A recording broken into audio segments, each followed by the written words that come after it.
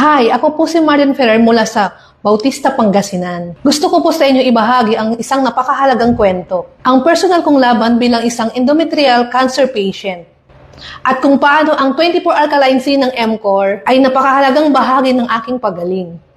Bukod sa cancer, may malaki rin akong myoma. Kasing laki na halos na isang ulo ng sanggol. Dahil dito, araw-araw kong dinaranas ang isang matinding sakit at bigat sa puson. Hindi ko na magawa isang simpleng gawain kahit man lang paghugas ng pinggan or kaya man pagwalis. Sa gabi, hirap akong makatulog. Masakit ang likod, mas mabigat sa puson, at hindi ko alam kung paano ako hihiga para lang makatulog ng maayos. May kasabay din itong pagdurugo na baka lumala pa ang lahat. Pero kahit ganun pa man, na kahit ganun kabigat ang pinagdadaanan ko, hindi ako sumuko. Hindi ako nawala ng pag-asa. Lumaban ako para sa mga anak ko, sa pamilya ko.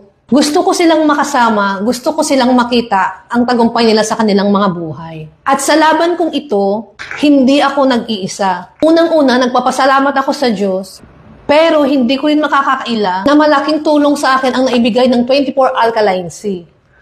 Araw-araw, uminom ako ng 20 capsule, tinatanggal ko ang laman ng capsule, at tinutunaw ko sa kaunting tubig. At iniinom ko ito na walang laman ang tiyan para mas mabilis